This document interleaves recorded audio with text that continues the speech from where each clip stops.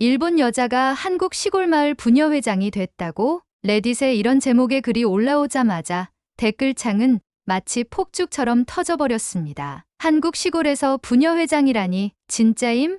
이건 영화 같은 얘기다. 그리고 이 영화 같은 이야기는 실제로 충청도의 작은 배추밭 마을에서 일어난 일입니다. 그 주인공은 다름 아닌 일본에서 온 여성, 올해 42세의 사토 미나 씨입니다. 과연 일본 여성이 어떻게 한국 시골 마을의 부녀회장이 되었을까요? 지금부터 미나 씨의 놀라운 이야기를 들려드립니다. 이 영상이 마음에 드신다면 구독과 좋아요, 알림 설정도 꼭 부탁드릴게요. 안녕하세요. 저는 미나라고 해요. 2010년 도쿄에서 마케팅 회사에 다니던 평범한 직장인이었죠. 그해 가을 도쿄에서 열린 한류문화 엑스포에서 우연히 한 남자를 만났어요. 그 남자 정태호 씨는 충청도 시골 마을에서 농사를 지으며 지역 문화재생 활동가로 일하고 있었습니다. 엑스포에는 한국 시골 농산물을 홍보하러 왔다가 통역 자원봉사를 하던 저를 만났죠. 그의 진심 어린 눈빛이 저를 사로잡았어요. 한국말로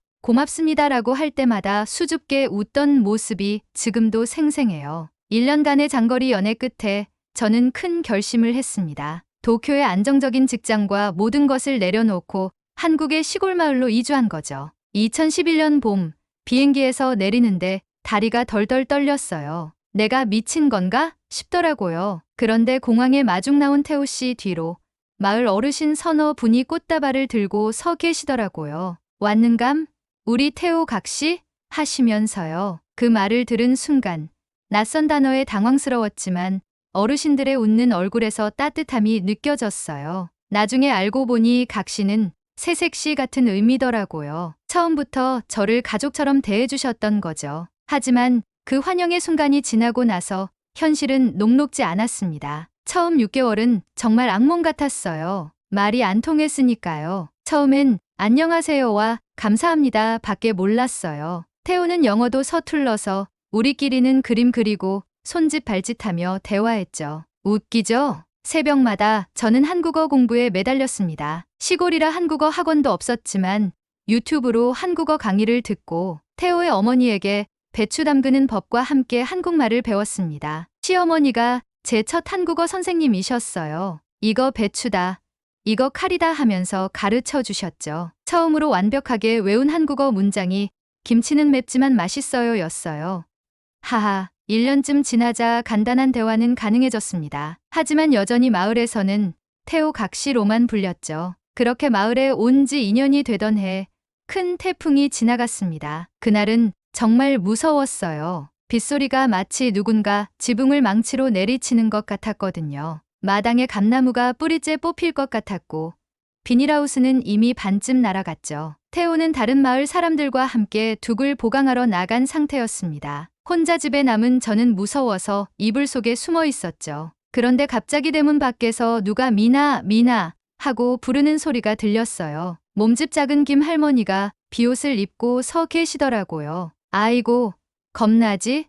우리 집에서 같이 있자. 다들 모여 있은 게 혼자 있음 더 무서워. 그날 밤 저는 마을 회관에서 10명 남짓한 마을 사람들과 함께 밤을 보냈습니다. 촛불 아래서 할머니들은 김치찌개를 끓이고 막걸리를 나눠 마시며 태풍이 지나가길 기다렸죠. 제가 일본어로 동요를 불렀더니 할머니들이 박수를 치며 좋아하셨어요. 그러더니 이번엔 한국 민요를 가르쳐 주셨죠. 아리랑을 10번도 더 불렀을 거예요. 그날 처음으로 제가 이 마을의 일원이 된 것 같았어요. 태풍이 지나간 후 저는 더 적극적으로 마을 일에 참여하기 시작했습니다. 태호는 저보고 천천히 적응하라고 했지만 전 이미 결심했어요. 이곳이 내 새로운 고향이 될 거라고요. 저는 월요일마다 열리는 마을 장터에서 직접 만든 일본식 주먹밥을 팔기 시작했습니다. 처음엔 호기심에 사가던 사람들이 나중엔 일부러 제 주먹밥을 사러 왔죠. 3년째 되던 해부터는 마을 회계를 맡았어요. 제가 숫자에 좀 강해서요. 마을 기금 장부를 정리하고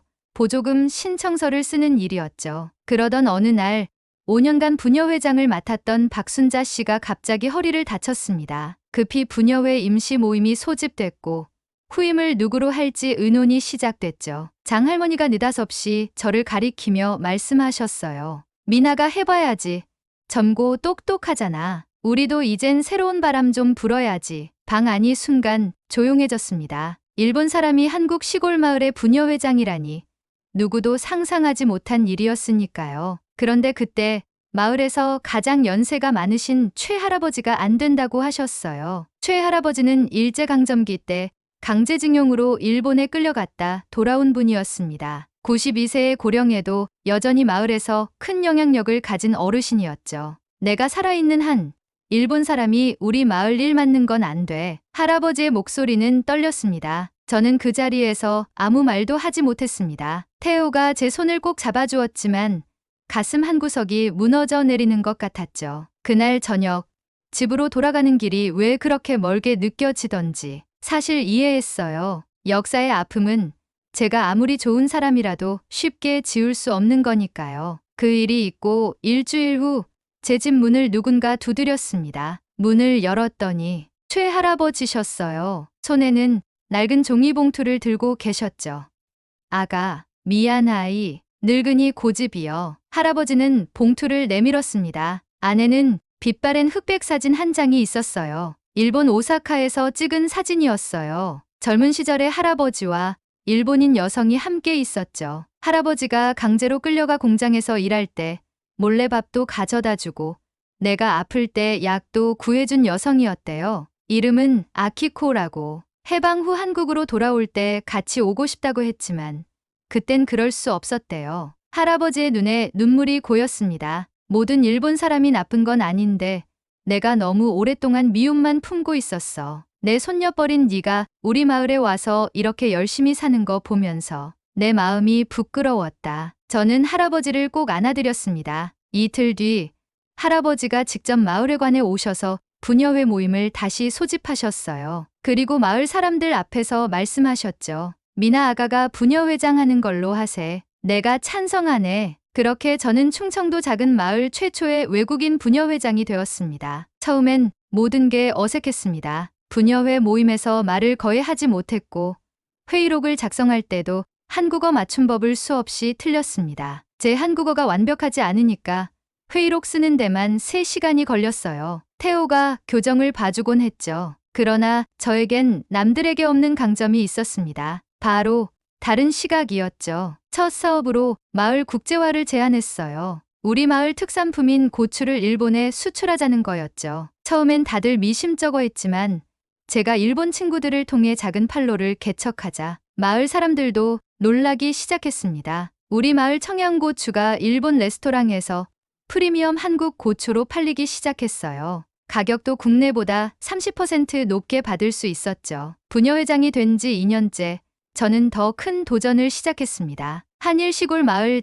자매결연이었죠. 제 고향인 일본 치바현의 작은 마을과 자매결연을 맺었어요. 매년 양국 청소년들이 서로의 마을을 방문하고 농사를 배우고 문화를 교류하는 프로그램을 시작했죠. 이 프로그램은 생각보다 큰 성공을 거두었습니다. 한국 아이들은 일본어를, 일본 아이들은 한국어를 배웠고 서로의 농사법을 교환하며 우정을 쌓았습니다. 어느 날 일본에서 온 학생 하나가 저한테 물었어요. 미나 씨는 이제 한국 사람인가요? 일본 사람인가요? 저는 잠시 생각하다 웃으며 대답했습니다. 나는 다리야. 한국과 일본을 연결하는 작은 다리. 제 이야기는 우연한 기회에 작은 지역신문에 실렸고 그것이 SNS를 통해 퍼지면서 전국적인 관심을 받게 되었습니다. 갑자기 방송국에서 연락이 왔어요. 처음엔 거절했죠. 제가 유명해지고 싶어서 이 일을 한 게 아니니까요. 하지만 마을 사람들의 설득으로 저는 결국 인터뷰에 응했습니다. 인터뷰 날 온 마을 사람들이 저희 집 앞에 모여 있더라고요. 할머니들은 제 머리를 직접 빗겨주시고 할아버지들은 우리 마을 자랑 좀 제대로 해라 하고 당부하셨죠. 그리고 그 방송이 나간 후 정말 예상치 못한 일이 일어났습니다. 일본에 계신 제 부모님이 그 방송을 보셨대요. 처음엔 우리 딸이 뭐 하는 거냐고 화를 내셨는데 마지막엔 내가 행복해 보여서 다행이라고 하시더라고요. 저와 태우는 결혼 5년 만에 귀여운 딸 하나를 얻었습니다. 이름은 소라 하늘이라는 뜻의 일본 이름과 소나무처럼 꼿꼿하라는 한국식 의미를 담았죠. 소라가 3살이 되던 날 마을 잔치가 열렸어요. 온 마을 사람들이 소라의 생일을 축하해 주셨죠. 그날 최할아버지는 소라에게 특별한 선물을 주었습니다. 직접 깎은 나무 인형이었죠. 할아버지가 소라의 손을 잡고 말씀하셨어요. 너는 한국과 일본, 두 나라의 피를 가진 특별한 아이다. 커서 두 나라의 다리가 되거라. 그 순간 저는 깨달았습니다. 제가 단순한 일본인 부녀회장이 아니라 역사의 상처를 조금씩 치유하는 작은 시작점이 되고 있다는 것을요. 지금 저는 3번째 부녀회장 임기를 맡고 있습니다. 마을에 온 지 벌써 14년.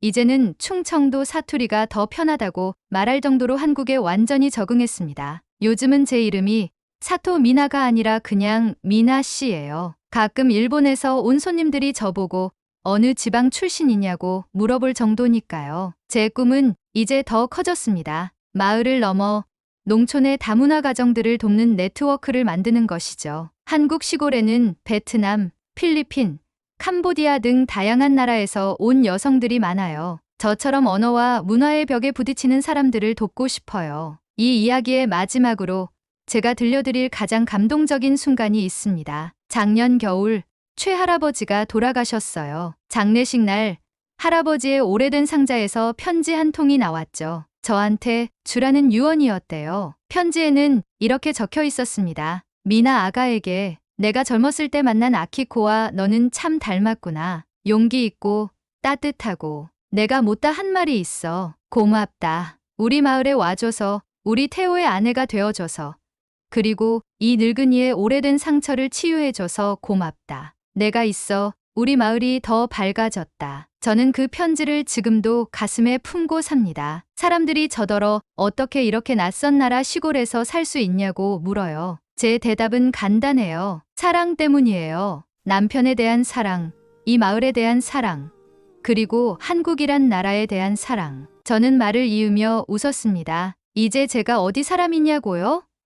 전 항상 이렇게 대답해요. 난 일본에서 태어났지만 한국에서 다시 태어났어. 그게 제 진심이에요. 올해 봄에는 우리 마을에 처음으로 다문화 축제를 열었어요. 이웃 마을의 베트남, 필리핀, 캄보디아에서 온 세댁들과 함께 각 나라의 음식과 문화를 소개하는 행사였죠. 처음엔 작게 시작했는데 인근 도시에서도 소문을 듣고 찾아올 정도로 성황이었습니다. 축제에서 제가 가장 기뻤던 순간은 최할아버지의 손녀, 지금은 대학생이 된 영희가 일본어로 고향의 봄을 불러준 것이었어요. 할아버지가 생전에 가장 좋아하셨던 노래라고요. 그 순간 눈물이 왈칵 쏟아졌는데 마침 비가 내려서 다행이었죠. 엄마, 나도 나중에 미나 이모처럼 다른 나라 가서 살 수 있을까? 지난 주말 소라가 갑자기 저에게 물었어요. 12살이 된 딸은 요즘 세계 지도를 벽에 붙여놓고 가보고 싶은 나라에 빨간 별표를 붙이고 있거든요.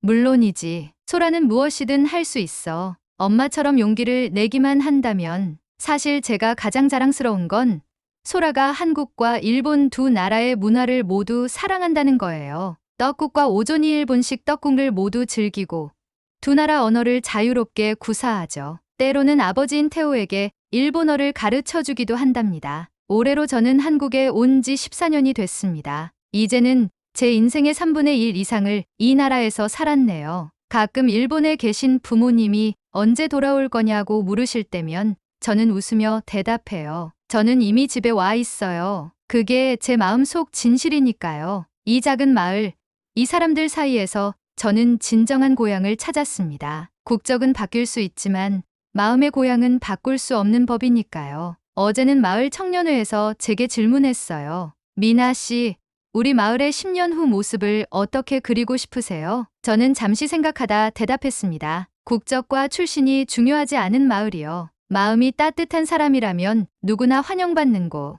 우리 아이들이 다양한 문화를 배우고 세계를 품을 수 있는 마을이 되면 좋겠어요. 그리고 그 꿈을 위해 오늘도 저는 이 작은 시골 마을에서 행복하게 살아갑니다. 아침에 일어나 텃밭에 물을 주고 동네 할머니들과 정담을 나누고 마을 회의에서 새로운 아이디어를 나누죠. 제가 일본 여자라는 사실은 이제 마을에서 그저 작은 특징일 뿐입니다. 그보다 더 중요한 건 제가 이 마을의 부녀회장이자 태호의 아내이자 소라의 엄마라는 사실이니까요. 이상이 제 이야기입니다. 사랑이 국경을 넘고 문화가 서로를 이해하게 되는 작은 기적에 관한 이야기. 처음 한국 땅을 밟았을 때의 그 불안하던 여자가 지금은 마을의 중심이 되어 있다는 것이 가끔은 저도 믿기지 않을 때가 있어요. 하지만 이건 분명한 사실입니다. 사람과 사람 사이에 진심이 통했을 때 어떤 장벽도 무너진다는 것을. 그리고 제 삶은 그 진실의 작은 증거가 되고 있습니다. 여러분, 사토 미나의 이야기는 단순한 외국인 부녀 회장 이야기가 아닙니다. 우리 사회에서 다문화 가정이 늘어나는 지금 미나의 경험은 우리에게 많은 것을 생각하게 합니다. 서로 다른 문화와 역사를 가진 사람들이 어떻게 하나가 될 수 있는지, 그 과정에서 어떤 아픔과 치유가 있었는지를 보여주니까요. 어쩌면 지금 여러분의 이웃에도 자신만의 이야기를 품고 살아가는 미나가 있을지도 모릅니다. 그들에게 손을 내밀고 그들의 이야기에 귀 기울여 보는 건 어떨까요? 문화와 국적은 다르지만 결국 우리는 모두 같은 하늘 아래 살아가는 이웃입니다. 미나의 이야기가 여러분에게 작은 울림이 되었기를 바랍니다. 감사합니다.